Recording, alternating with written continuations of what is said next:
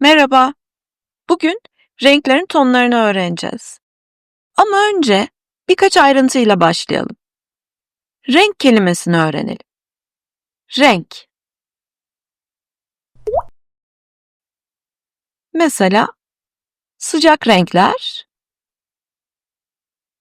soğuk renkler.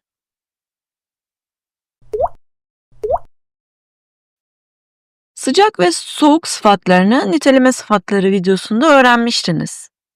Şimdi de renklerle ilgili iki yeni sıfat öğrenelim. Açık, koyu.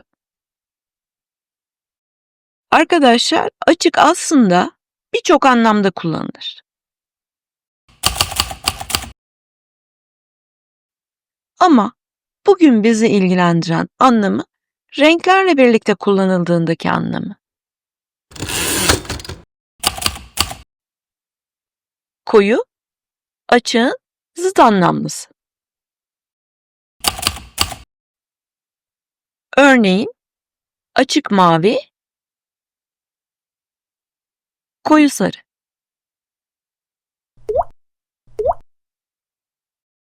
Arkadaşlar, Türkiye'de en çok tüketilen içeceklerden biri çay. Çay.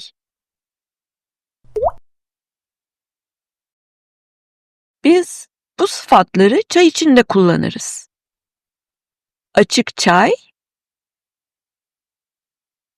koyu çay.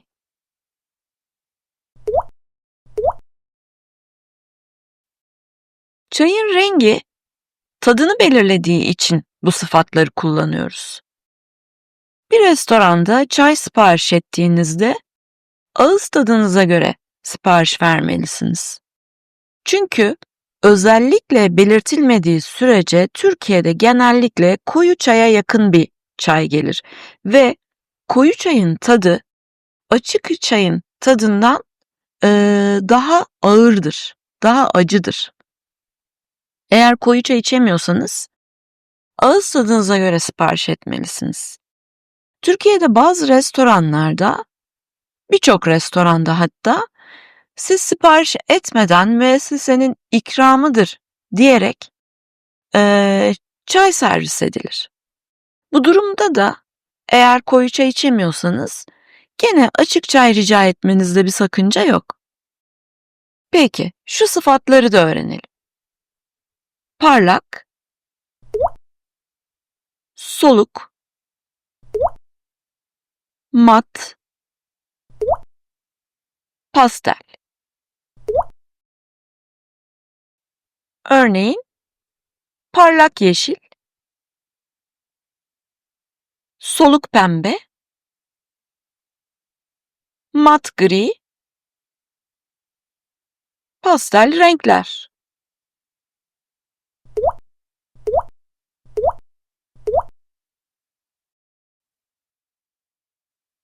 Şimdi bir önceki renkler videosunda öğrendiğiniz kahverengi sözcüğünü inceleyelim. Kahverengi, kahve ve renk kelimelerinden oluşan birleşik bir kelime. Bu K harfinin neden G harfine dönüştüğünü, İ harfinin ne ifade ettiğini ileride öğreneceğiz. Şimdilik bu rengin adının kahverengi olduğunu bilmeniz yeterli. Motamot anlamı şu. Arkadaşlar, gördüğünüz gibi kahverengi bir şeyin rengine benzetilerek elde edilmiş bir renk adı. Dolayısıyla renk kelimesini içeren aslında bir isim tamlaması. Peki, neden aynı şekilde elde edilen diğer renk adları ayrı yazılıyor? Bir önceki videoda örnekleri var. Mesela menekşe rengi, gümüş rengi, krem rengi. Neden bir tek kahverengi birleşik yazılıyor? Arkadaşlar, bunun genel kabul gören sebebi şu. Bu yazım gelenekselleştiği için birleşik kelime olarak bırakılmış. Yani kısacası biz bu şekilde yazmaya alıştığımız için artık bu iki kelimeyi birbirinden ayırmak için çok geç. Lütfen arkadaşlar bu şekilde elde edilmiş. Yani içinde renk kelimesi geçen isim tamlaması şeklinde elde edilmiş renk adları içinde bir tek kahverenginin birleşik kelime olduğunu unutmayın. Renklerle ilgili son bir ayrıntı vermek istiyorum. Öğrendiğimiz renklerin bazılarının eş anlamlıları var. Bu eş anlamlı kelimeleri öğrenelim. Kırmızı.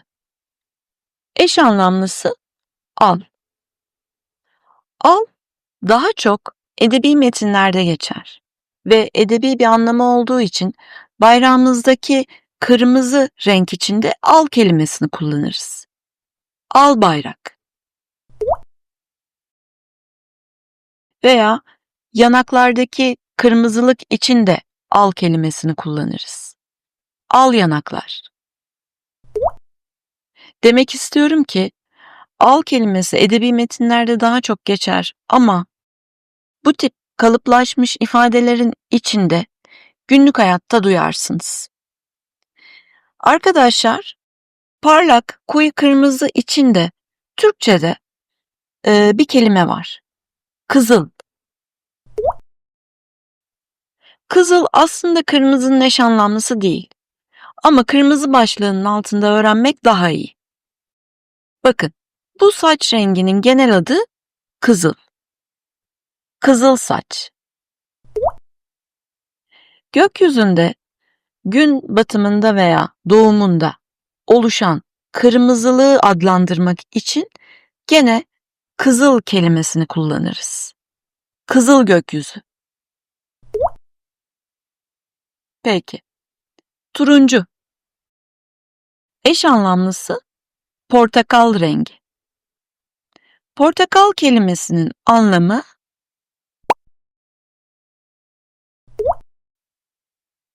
yani bu rengin kelimesine anlamı. Gelelim siyah ve beyaz renklerine. Siyahın eş anlamlısı kara. Beyazın eş anlamlısı ak. Aynı al gibi kara ve ak kelimeleri de edebi metinlerde daha çok geçer. Ama günlük hayatta kalıplaşmış ifadelerin içinde duyarsınız. Mesela kara mizah, aksakal.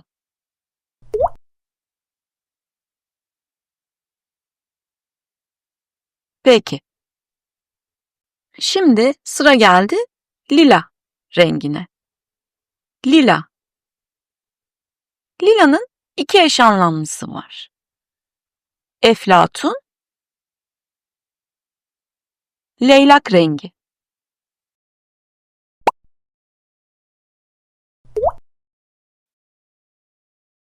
Arkadaşlar, her üç kelimenin de telaffuzuna dikkat ettiniz mi? Her üç kelimedeki A seslisi şapka kullanmadığı halde yumuşak telaffuz ediliyor. Ve her üç A'dan önce bir L harfi var. Demek ki bu L her üç L'de ince L. Bu söylediklerim size bir şey ifade etmiyorsa eğer, lütfen şu linkteki şapka videosunu izleyin. Arkadaşlar şimdi 3 rengi de arka arkaya telaffuz edeceğim. Dikkatle dinleyin. Lila, eflatun, leylak rengi. Arkadaşlar her 3 kelime de sesli uyumuna uyar. Yani istisna kelime değiller. O yüzden lütfen bu 3 kelimeyi de şapka kullanmadığı halde yumuşak telaffuz edilen kelimeler listesine yani ilk listemize eklemeyi unutmayın. Hiçbirini istisna kelimeler listesine yani ikinci listeye eklemenize gerek yok. Peki. Şimdi gelelim turkuaz rengine. Turkuaz. Eş anlamlısı firuze. Arkadaşlar bu taşın adı firuze.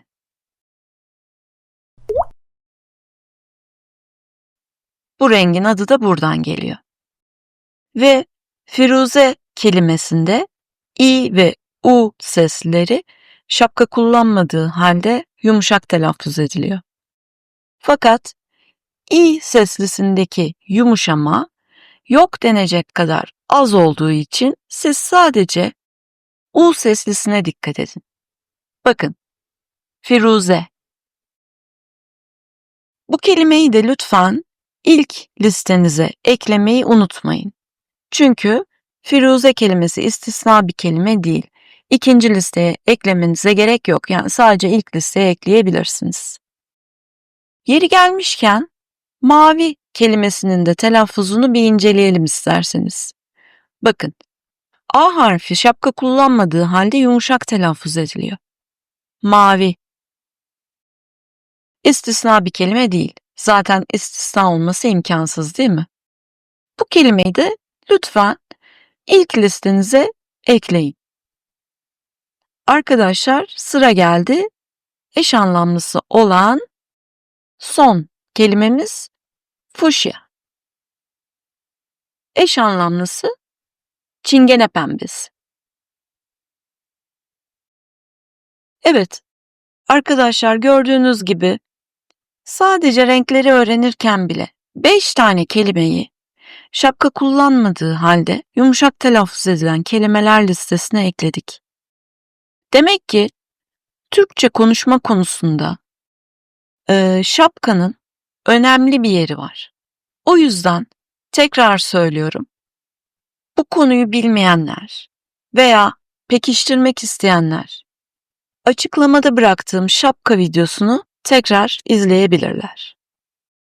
Tamam. Şimdi renklerin tonlarını öğrenelim. Arkadaşlar renklerin tonlarını öğrenirken bir önceki videoda geçen 20 rengi de göreceksiniz. Böylece bu 20 rengi de tekrar hatırlayacaksınız. Yani renkleri şimdi tonlarına göre öğreniyoruz. Başlayalım bakalım.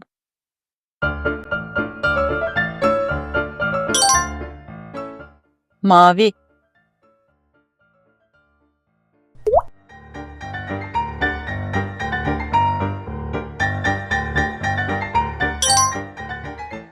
cam göbeği,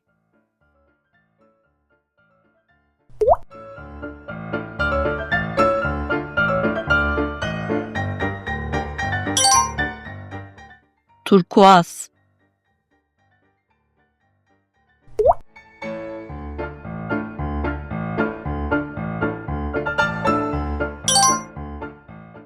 gök mavisi, çivit mavisi,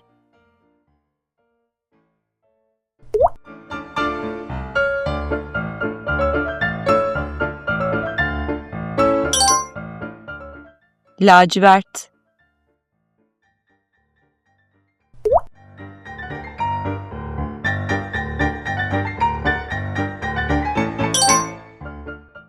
gece mavisi,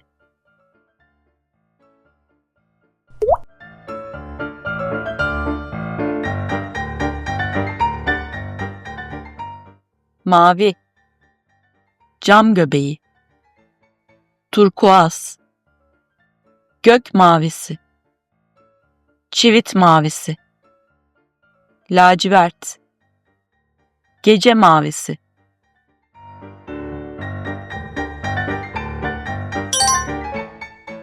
sarı,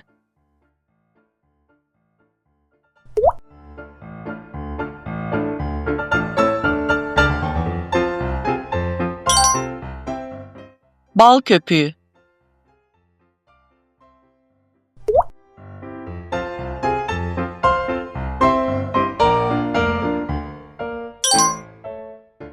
altın rengi,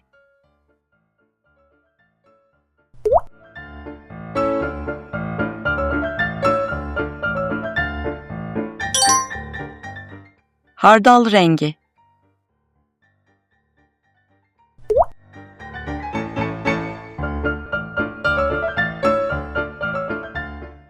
sarı, bal köpüğü, altın rengi, hardal rengi,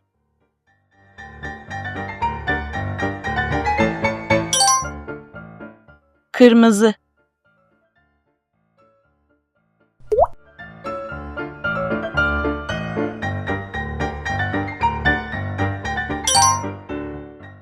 mercan rengi,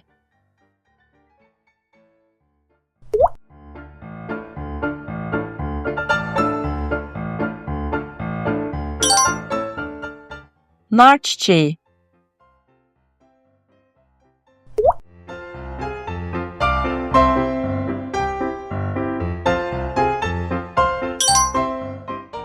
kiremit rengi,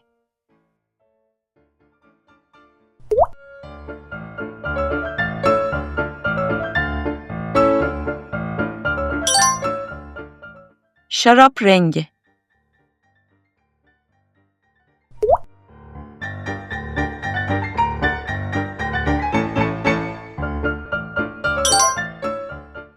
vişne çürüğü,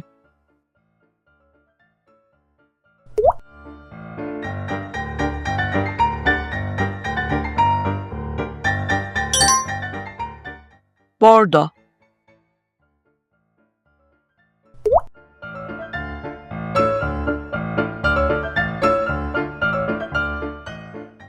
kırmızı, mercan rengi, nar çiçeği, kiremit rengi, şarap rengi, vişne çürüğü, bordo,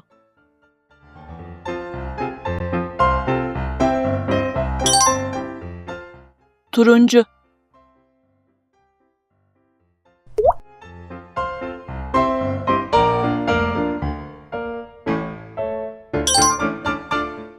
kayısı rengi,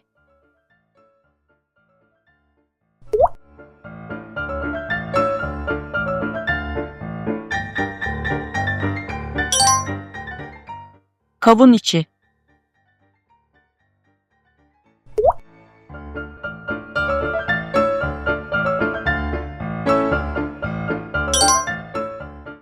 yavru ağzı,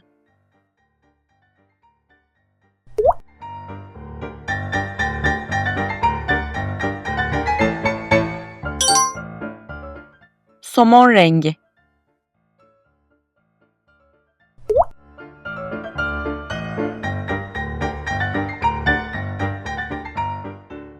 turuncu, kayısı rengi, kavun içi, yavru ağzı, somon rengi,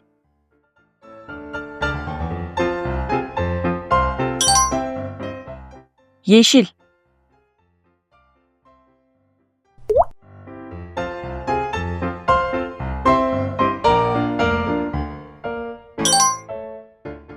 limon yeşili,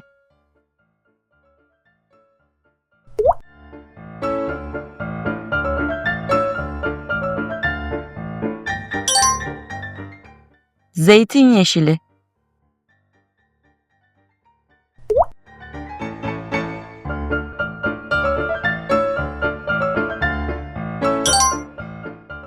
haki,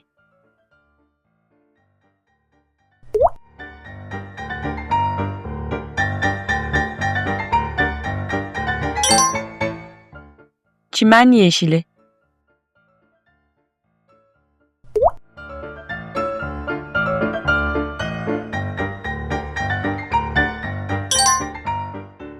ördek başı,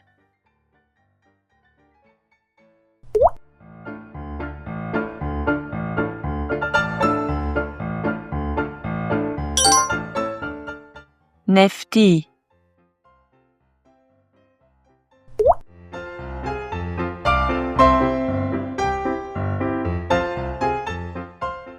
yeşil, limon yeşili, zeytin yeşili, haki, çimen yeşili, ördekbaşı, nefti,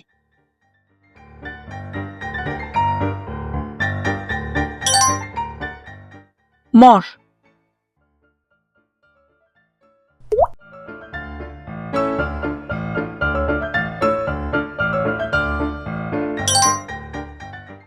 lila,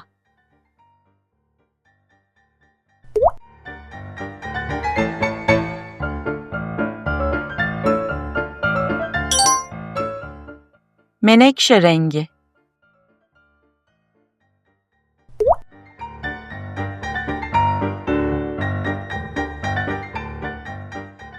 mor, lila, menekşe rengi,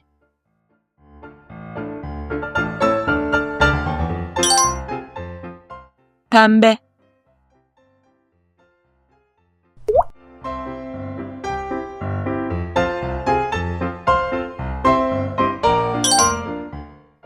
fuşya,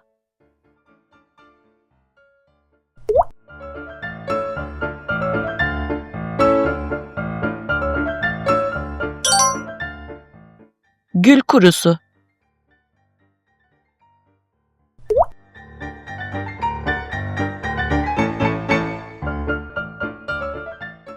pembe, fuşya, gül kurusu,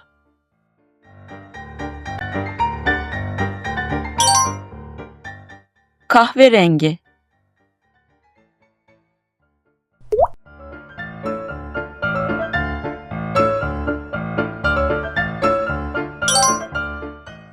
fil dişi,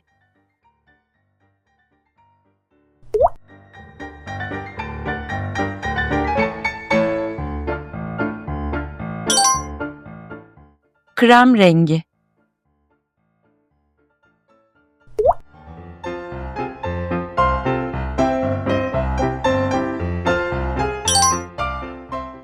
ten rengi,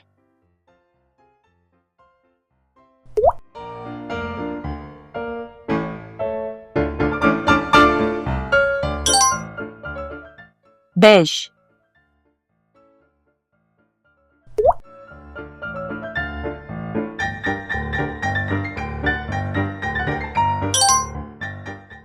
ekru,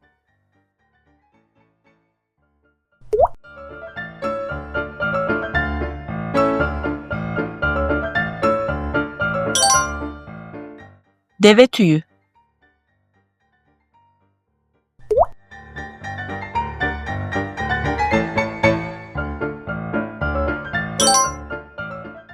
vizon rengi,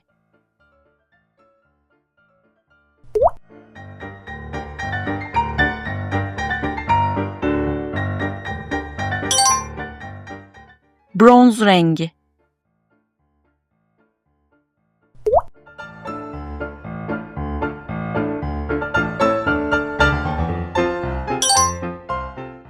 taba,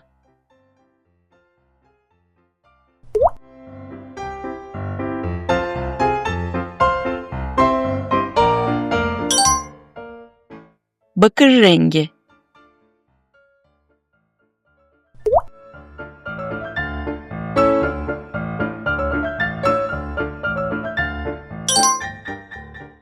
kestane rengi,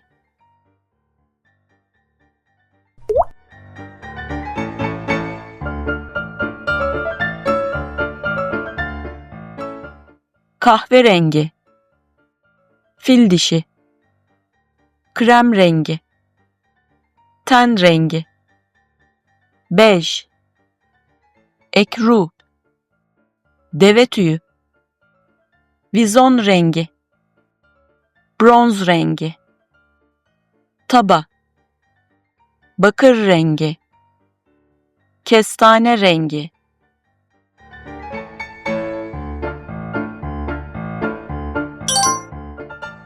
siyah,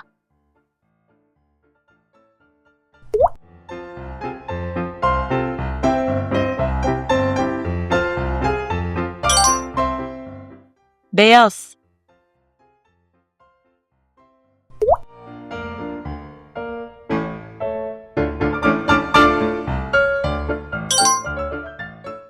gümüş rengi.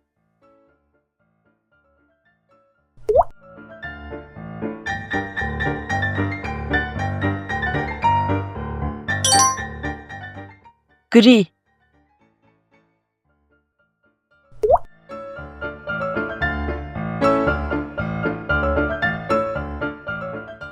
Siyah. Beyaz. Gümüş rengi. Gri. Evet, bu renk tonlarıyla 52 renk öğrenmiş oldunuz. Bu renk adlarının kalıcı olması için ara sıra bu videoyu izleyip seyrederken sesli telaffuz çalışması yapmanızı öneririm. Kendinizi hazır hissettiğinizde çevrenizdeki renklerin Türkçe adlarını söylemenizde faydalı bir çalışma olur. Ayrıca size Barış Manço'nun Günaydın Çocuklar adlı parçasını öneriyorum. Linki açıklamada. Bu parçanın sözlerinde bugün öğrendiğimiz renklerin birkaçı ve daha önce öğrendiğimiz kelimelerin bazıları geçiyor. Zaten parçanın adını anladığınızı düşünüyorum. Arkadaşlar, aynı zamanda bu videoda gömülü altyazı var ve bu parçayı dinlerken başlangıç seviyesindekilere özellikle bu altyazılı versiyonunu öneriyorum. Çünkü duyduğunuzu görmek de önemli. Biliyorsunuz ben de o yüzden videolarıma İngilizce altyazının yanı sıra Türkçe altyazı da ekliyorum. Neyse, lafı fazla uzatmayayım ve bu videoyu Günaydın Çocuklar parçasının bence en güzel mısrasıyla bitireyim. Bırakın renkleri çocuklara.